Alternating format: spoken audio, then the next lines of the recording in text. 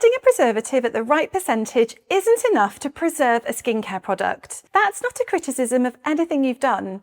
It's just true, and is something almost nobody making natural skincare has been told. A preservative needs the right conditions around it to actually do its job.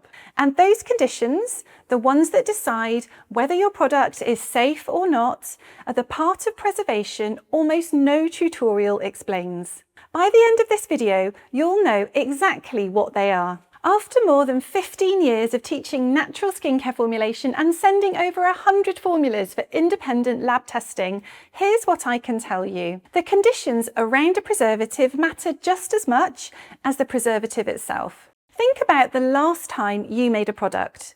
You weighed your ingredients, you followed the process, you added the preservative, and you'd think that would be enough. The preservative's in, so the product's protected. But whether it actually works depends on conditions the recipe never mentions, and there are more of them than you'd expect. 3 of them have nothing to do with which preservative you chose. Start with how you make it. When I first started making products, I didn't think about this either. It's not required for cooking, so it didn't cross my mind it would be required for skincare. Someone left a comment on one of our videos once that I haven't been able to forget. We were making a product, wearing gloves, and she commented, "It's concerning that one would need to be wearing gloves to make this. I'd rather opt for something safer and natural and homemade." I understand why she thought that, but she had it backwards. We don't wear gloves because something dangerous is happening. We wear them to protect the product from us. Our hands, even when they look and feel clean, can introduce contamination into a formula. That's part of something called good manufacturing practice, or GMP. It's the set of habits that keep contamination out while you make a product. Most people making skincare at home have never been taught it. Not because they're careless, but because the recipes they learned from don't mention it at all. There's one thing you can start doing today before your next batch. Sanitize your equipment and your work surface with 70% isopropyl alcohol. Not the higher strength version, 70%. It sounds like the stronger one would do a better job, but it doesn't. The water in it is part of what makes it work. This won't make an unpreserved product safe, but it shuts down one of the ways contamination gets in before you've even started. Was GMP something you were taught when you started making products? Let me know in the comments. I'd be surprised if it was. Then there's what goes into the formula. Even fresh, good quality ingredients can introduce microorganisms into your product. And some, like aloe vera, hydrosols, botanical extracts, milk and honey, act as nutrients for microbial growth. That makes the formula harder to preserve because the preservative has more working against it. Old or poorly stored ingredients only add to that. And then there's what happens after you've made it. Even a well-made, well-preserved product is exposed to contamination every time it's opened. Fingers going in, air getting in, humidity from a bathroom. This is where packaging matters. A pump bottle limits how often the product is exposed through use. An open jar doesn't. There's something even more important, and it's the part most people who've done their research still don't know about. And it starts with pH. Here is something tutorials almost never explain. A preservative doesn't just need to be present in a formula, it needs to be present in conditions where it can actually work. And the most important of those conditions is pH. You may have heard that you need to check your pH. What you probably haven't been told is that pH doesn't just determine which preservative to choose. It determines whether the preservative you've chosen can function at all.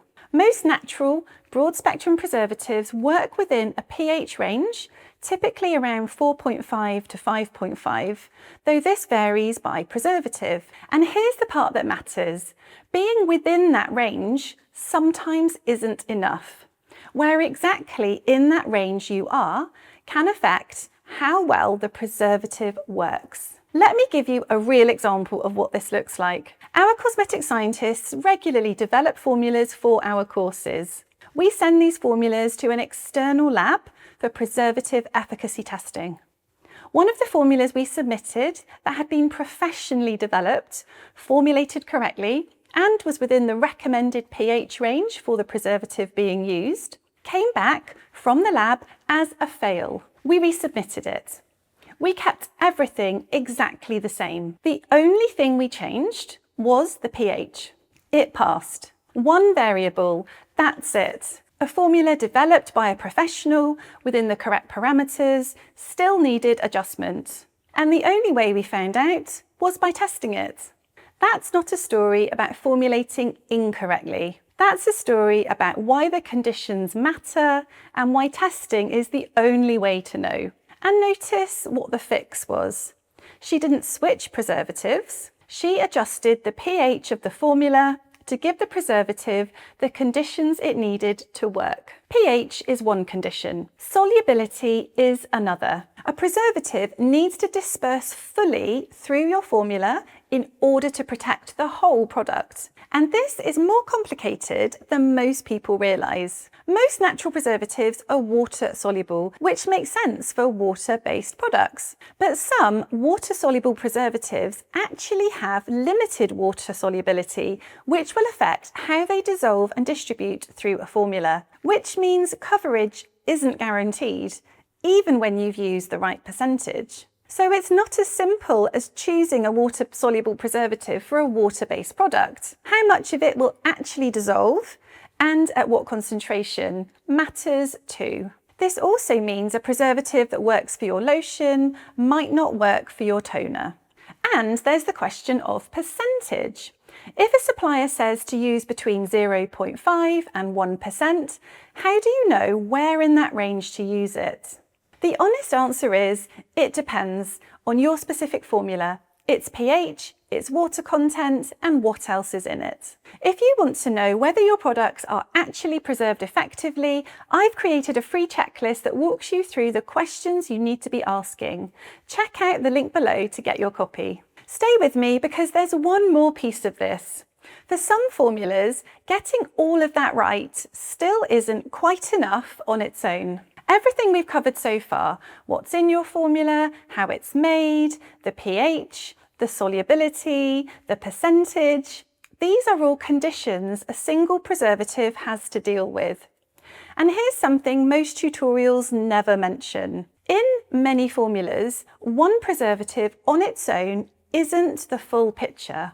A broad spectrum preservative is the foundation, but some formulas also need a preservative booster and a chelating agent working alongside it to be properly protected. Building that kind of system properly is more than I can fit into one video.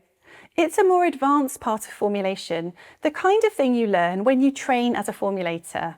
What matters right now is just knowing that sometimes a single preservative at the right percentage isn't always the whole answer. All of this raises one question. The recipes you've been following, were they ever actually tested? Almost certainly not. Nobody making free content has to test their results before they share them.